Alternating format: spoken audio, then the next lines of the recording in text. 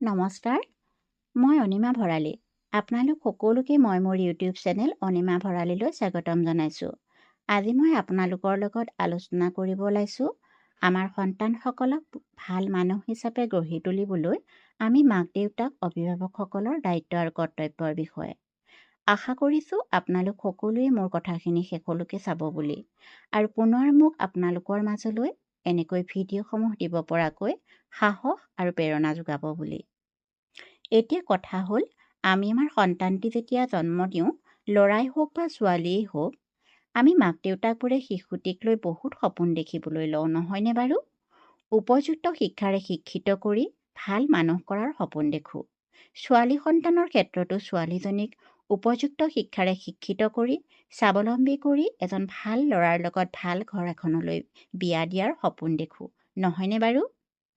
এই যে আমি আমাৰ সন্তানক লৈ কৰা আশাবোৰ তেতিয়াহে সম্পূৰ্ণ হ'ব যেতিয়া আমি মাক দেউতাকবোৰে আমি আমাৰ সন্তানৰ প্ৰতি সঠিকভাৱে দায়িত্ব আৰু কৰ্তব্যসমূহ পালন কৰোঁ। আমি আমাৰ সন্তানক ভৱিষ্যতে এজন ভাল মানুহ কৰি গঢ়ি তুলিবলৈ অকল পুথিগত শিক্ষাই যথেষ্ট জানো। আমি আমাৰ সন্তানক শিশু অৱস্থাৰ পৰাই, বিশেষকৈ শিশুটিয়ে কথা ক'ব পৰা হোৱাৰ পৰাই, বুজা হোৱাৰ পৰাই, আনক অনুকৰণ কৰিব পৰা হোৱাৰ পৰাই শিশুটিক এনেকুৱা এটা পৰিৱেশ দিব পাৰিব লাগিব, যিটো পৰিৱেশত থাকিব শান্তি, নিয়মানুৱৰ্তিতা, সংস্কাৰ, ৰীতি নীতি, আচাৰ ব্যৱহাৰ এই সকলোবোৰ। প্ৰথম কথা হ'ল, শিশু এটিয়ে জন্ম হোৱাৰ পিছত বুজা হোৱাৰ পৰা যিটো পৰিৱেশত ডাঙৰ দীঘল হয়, সেই পৰিৱেশকেই শিকে। শিশুৱে মাক দেউতাক আৰু বাকী সদস্যসকলৰ পৰাই জ্ঞান আহৰণ কৰে। যিহেতু শিশুসকল অনুকৰণ প্ৰিয়, তেওঁলোকক আমি বুজাবলৈ চেষ্টা কৰাতকৈ আমি কৰি দেখুৱাব লাগে। বিশেষকৈ 2 বছৰমানৰ পৰা ধৰি 7-8 বছৰমানৰ শিশুসকলক আমি যি কৰি দেখুৱাওঁ, যি কৰিবলৈ কওঁ তাকেই কৰে।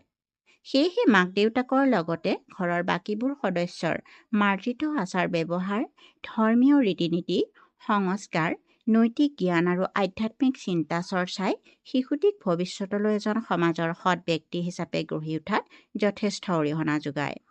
উদাহৰণ হিচাপে এগৰাকী মাতৃ হিচাপে ধৰি লওক, মই যদি সদায় পুৱা গধূলি ধূপ ধূনা লগাই প্ৰাৰ্থনা কৰোঁ, সকলোকে যদি মাৰ্জিতভাৱে ব্যৱহাৰ কৰোঁ, কাৰো লগত হাই কাজিয়া নকৰোঁ, ডাঙৰক সন্মান কৰি কথা কওঁ, মোৰ শিশুটিয়েও বা ঘৰলৈ অহা অতিথিক সসন্মানেৰে আপ্যায়ন কৰোঁ, মোৰ শিশুটিয়েও মোক দেখি সেইখিনিকেই কৰিব।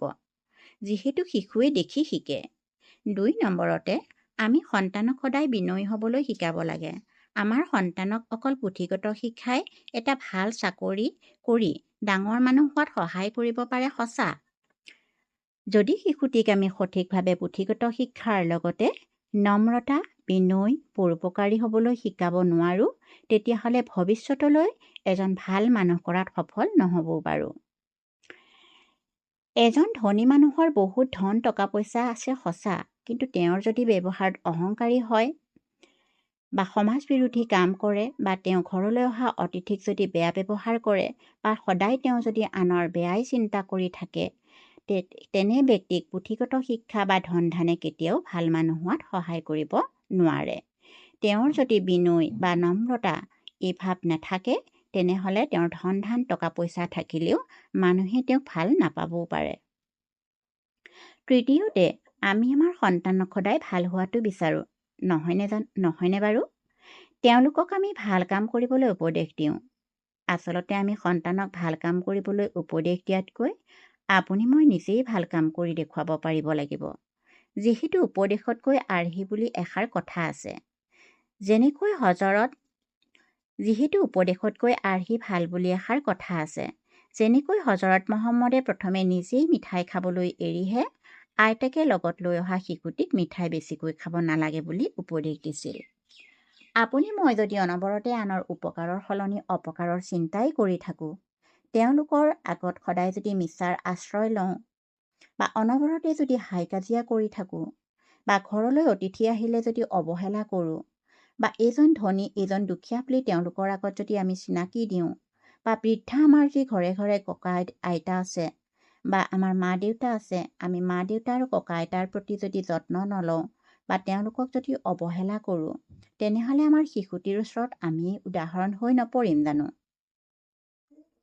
চতুৰ্থতে, আমি আমাৰ সন্তানক সদায় মৰম কৰিব লাগে, বন্ধুসুলভ ব্যৱহাৰ কৰিব লাগে।